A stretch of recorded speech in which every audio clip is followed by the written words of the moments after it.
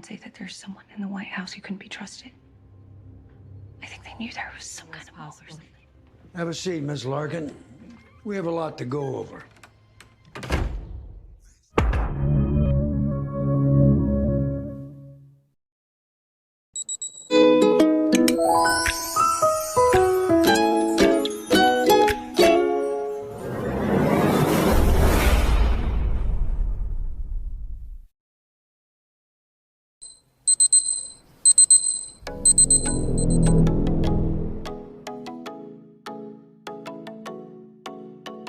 Halo guys, kembali lagi di channel MD ku. Kali ini MD ku akan membahas alur cerita film The Night Agent Season 1 Episode 1.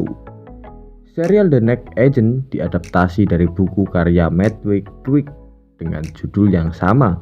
Film ini mengusung genre action misteri dengan total 10 episode.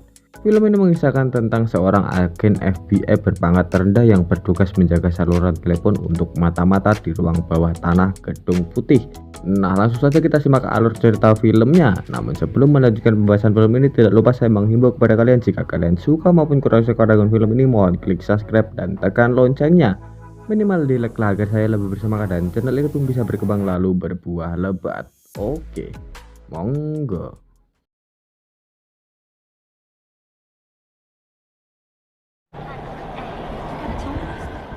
Film dimulai dengan seorang wanita dan putrinya yang masih kecil menaiki kereta.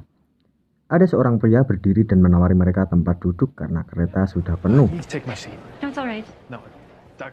Saat dia berdiri, pria itu melihat orang asing yang mengenakan jaket hitam hoodie meninggalkan tas di bawah tempat duduk.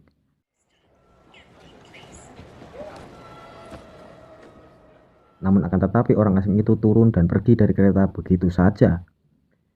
Pria tadi pun bergerak maju untuk memeriksa tas dan menemukan bom di dalamnya.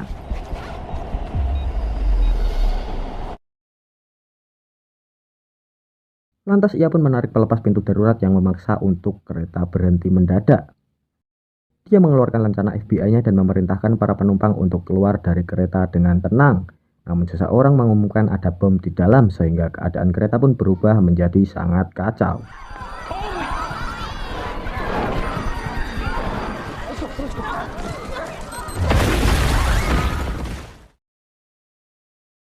Setelahnya para medis dan otoritas terkait tiba dan agen FBI tadi diberitahu bahwa ada satu orang yang meninggal. Saat si agen duduk menerima pertolongan pertama, dia memperhatikan orang yang melakukan pengeboman itu. Si pelaku ada di antara kerumunan dan diam-diam menonton tragedi yang telah dia lakukan. Si agen pun mengejar pelaku itu hingga ke beberapa gang gelap sampai perkelahian pun terjadi. Di sela-sela perkelahian, agen tersebut melihat tanda bahwa pria itu memiliki tato ular bersisik di tubuhnya. Si agen mencoba untuk menangkap tersangka, tetapi pria itu melarikan diri lagi. Dan saat melakukan pengejaran lagi, agen FBI tersebut ditabrak mobil dan tersangka pun berhasil kabur.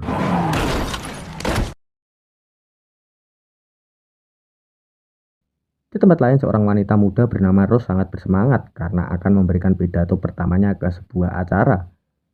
Dia tampaknya menjadi orang penting di bidang keamanan cyber. Dan tak lama kemudian ada wanita lain mendekat dan memberinya sebuah dokumen pendanaan untuk ditandatanganinya. Mereka berdua terlihat sangat gembira karena dapat mencapai sebuah tujuan yang mereka inginkan selama ini. Dan film pun baru saja dimulai.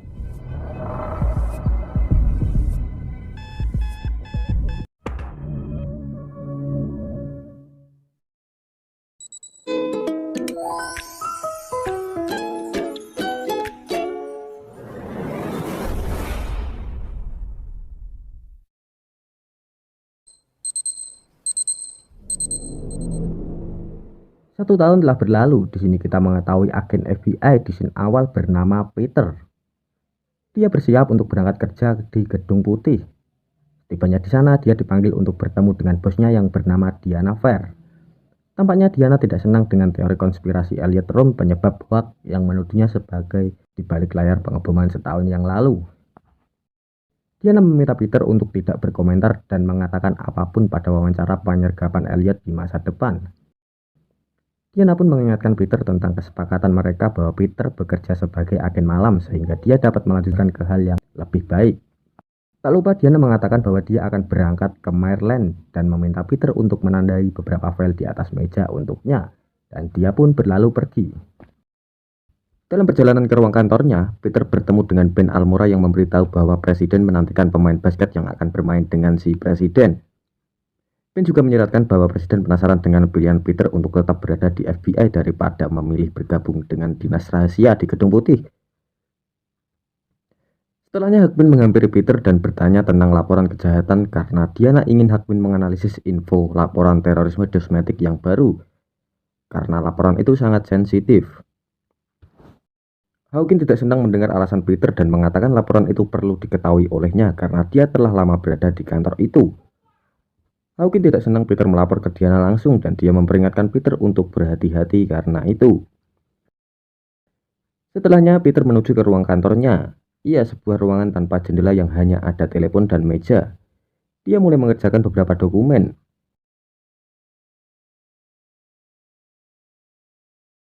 Di sisi lain, Rose menyambut bibinya Emma dan paman Henry. Rose memberitahu mereka berdua bahwa dia telah dipecat dari pekerjaannya. Dan saat makan malam, Rose memberitahu apa yang terjadi kepada bibi Emma dan paman Henry sehingga dia harus tinggal bersama mereka. Rupanya ada pelanggaran data di perusahaannya dan karena itu dia harus kehilangan segalanya sampai kliennya kabur dan pemberi dana pun menyalahkan Rose. Bibi dan pamannya mencoba yang terbaik untuk menghiburnya dan meyakinkannya bahwa semua akan baik-baik saja. Bibi dan pamannya tak masalah jika Rose tinggal di rumahnya selama yang Rose mau karena dia adalah seorang keluarga. Saat tidur, Rose terbangun di tengah malam setelah mendengar Bibi dan pamannya ngobrol di lantai bawah.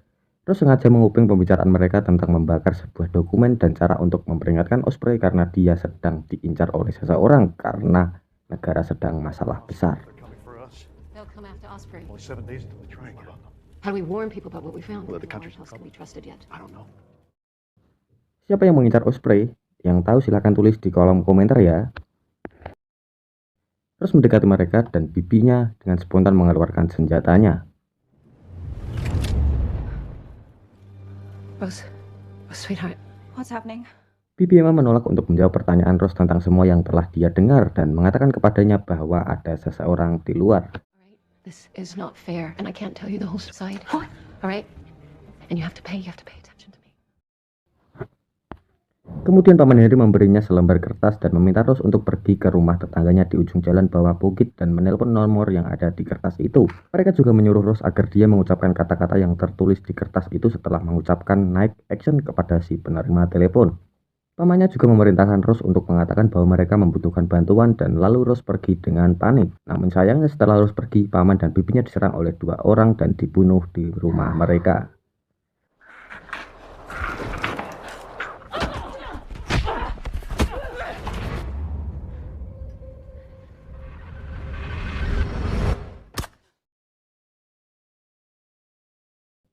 Rose kebetulan melihat salah satu penyerang dalam perjalanan keluar dan dia mulai mengejar Rose.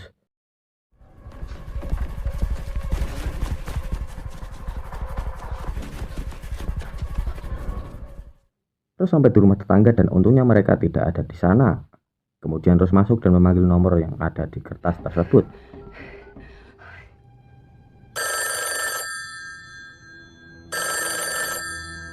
Peter kaget mendengar teleponnya yang berdering. Dia awalnya menganggap nomor itu adalah nomor yang salah sambung karena Rose gagal menjawab pertanyaan kode dari kertas tadi. Rose memohon pada Peter dan mengatakan bahwa paman dan bibinya dalam bahaya dan seorang pria mengejarnya. Peter meminta bantuan dan mengirimkan patroli ke alamat tersebut dan dia memerintahkan Diana dan Hawkwind untuk dihubungi. Down the hill, the Finer home.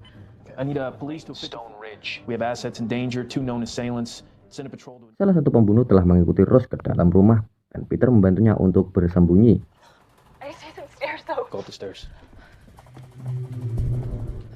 Pria itu semakin dekat tetapi untungnya petugas patroli tiba tepat waktu untuk menyelamatkan Rose. Namun sayangnya si pembunuh melarikan diri melalui jendela.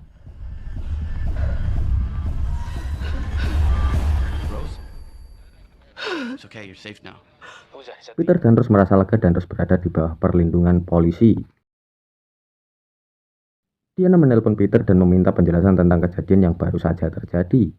Peter memberitahu Diana bahwa Rose menelpon dan mengatakan bahwa bibi dan pamannya Rose dalam bahaya karena ada 2 penyusup ke dalam rumahnya dan hanya Rose yang selamat. Diana mengatakan kepada Peter untuk menjauhkan Rose dari polisi setempat dan mencari tahu tentang apa yang dilihat Rose.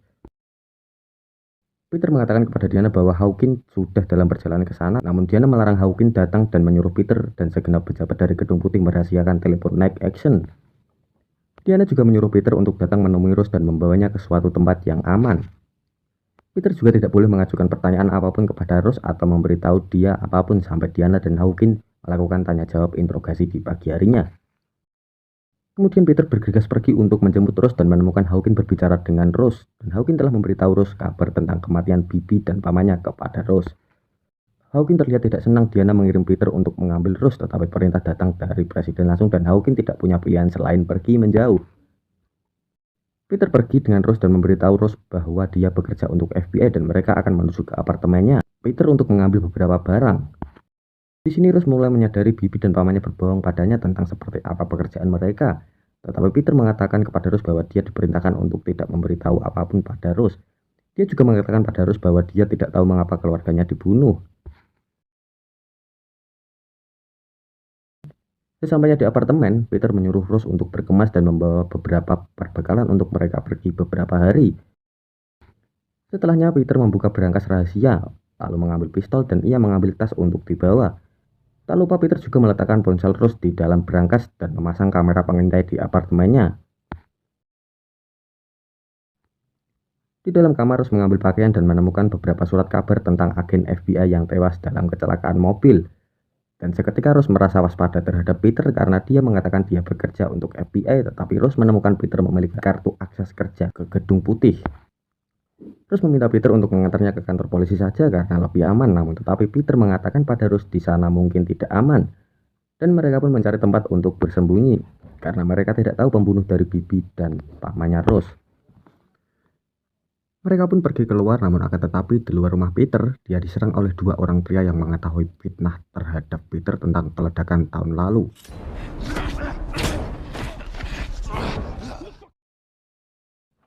Mereka berdua percaya bahwa Peter adalah bagian dari pengeboman metro dan pengkhianatan seperti ayahnya. Setelah berkelahian singkat, Peter meminta dompet mereka dan menyita SIM mereka untuk dijadikan data dan meminta mereka menunggu polisi datang dan menginterogasi mereka. Setelahnya Peter pun pergi bersama Rose.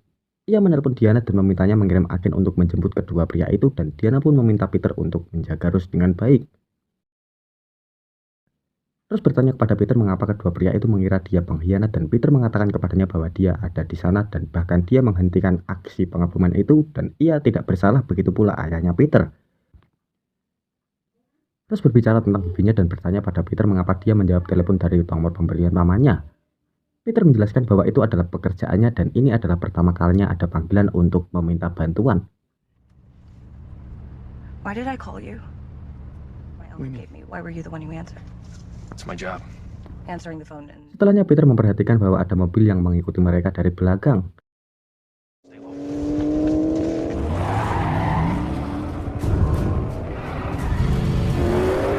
Dia memerintahkan Rose untuk menundukkan kepalanya dan menghubungi nomor teratas di teleponnya dan meminta bantuan melalui panggilan Night Action. Mereka mulai menyerang dan menembaki dengan brutal sehingga membuat Rose terluka ringan oleh kaca mobil yang pecah tertembak. Di sini terjadi adu tembak dan Peter mulai menunjukkan keahliannya untuk lepas dari kejaran mobil musuh. Dan mereka pun pergi ke suatu rumah yang disewa atas nama temannya Peter. Di sana Peter mengobati luka Rose dan Rose mengenakan pakaian seseorang bertanya tentang pakaian yang ia kenakan. Peter menjelaskan bahwa itu milik mantan tunangannya Peter yang bernama Zoe. Rose merasa takut ada orang yang mengejarnya, tetapi Peter terus mengawasinya sambil memintanya untuk menceritakan semua yang dia lihat dan dengar saat interogasi besok karena pihak Gedung Putih ingin membantu Rose. Rose bertanya apa itu Night Action dan Peter menjelaskan itu adalah program kontra intelijen untuk agen dalam yang terancam dan merasa kesulitan. Di sini Rose mulai menyadari bahwa Bibi dan pamannya adalah mata-mata, tetapi Peter mengaku bahwa ia tidak tahu apa-apa karena levelnya rendah. Saat Rose tidur, Peter melihat rekaman kamera pengintai di apartemennya. Dia melihat bahwa ada seseorang di dalam apartemennya. Lalu dia menelpon Diana dan meminta untuk mengirim agen ke apartemennya. Namun sayangnya ketika mereka sampai di sana, kedua penyusup itu sudah pergi. Peter mengambil tangkapan layar dari cincin yang dikenakan salah satu penyusup untuk sebagai bukti pencarian penyusup tersebut. Dan keesokan paginya Peter mengantar Rose ke tempat interogasi tanya jawab di lingkungan yang nyaman dan sepi. Here? Yeah, she wanted somewhere quiet. Are you gonna be okay? Diana senang mereka masih hidup dan memperkenalkan dirinya kepada Rose. Dan saat mereka di dalam, Rose pergi untuk meminta izin ke kamar kecil. Diana memberitahu Peter tentang pembobolan di apartemennya dan gambar cincin milik si penyusup sedang diidentifikasi. Di sini Hawkwind tidak senang Peter berada di ruangan itu dan menyuruhnya keluar dari sana karena Hawkwind berada di atas levelnya Peter. Dan ketika Peter berjalan keluar, ia berpapasan dengan Rose yang datang dari kamar kecil. Peter mendesak Rose untuk memberitahu Diana dan Hawkwind segalanya yang ia tahu, namun Rose mengatakan kepada Peter bahwa dia tidak bisa mempercayai siapapun saat dia mendengar bibinya mengatakan bahwa ada seseorang di gedung putih yang tidak bisa dipercaya, dan film pun bersambung. I overheard my aunt say that there's someone in the White House who couldn't be trusted. I think they knew there was some kind of Have a seat, Miss Larkin. We have a lot to go over.